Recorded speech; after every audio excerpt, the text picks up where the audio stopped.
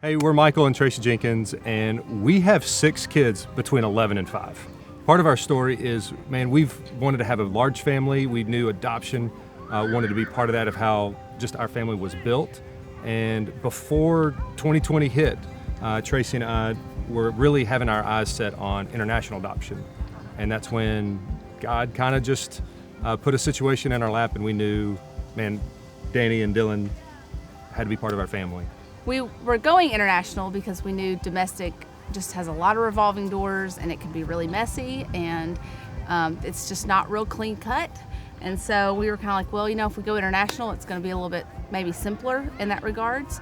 But it's funny because we went to the beach in November of last year, and there was just one other family on the beach, and they had a family of 6. Or they had 6 children, and so of course the Lord put me at the beach in the sand next to this family, and I went up and started talking to the mom and asked her where her babies were from, and she said, well, actually Houston, Texas. And that started the conversation about domestic again, because for years and years we had just said no, we're not going domestic. And so Michael came down to the beach, and I looked at him and I was like, hey, we are going international, right? Like, domestic's off the table.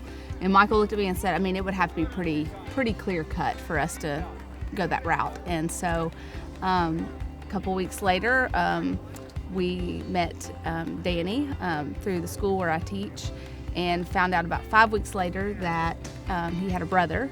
And so through a string of conversations, I immediately talked to the social worker, and after our conversation with her, I talked to Michael and I said, hey, here's their story. Here's where they are, and Michael looked at me and he was like, there's 147 million orphans in the world. We'll take 2. We don't care where they're from.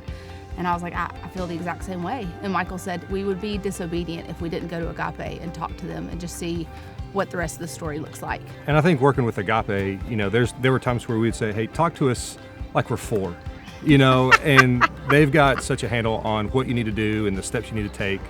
I would say, maybe fostering or adopting isn't where you are, what your capacity is, and that's okay too, because there's a lot of ways that you can help. I know there's been folks maybe you teach with, they're like, hey, my kids have outgrown these clothes. Instead of giving them a Goodwill, here's a set of clothes. Use what you need.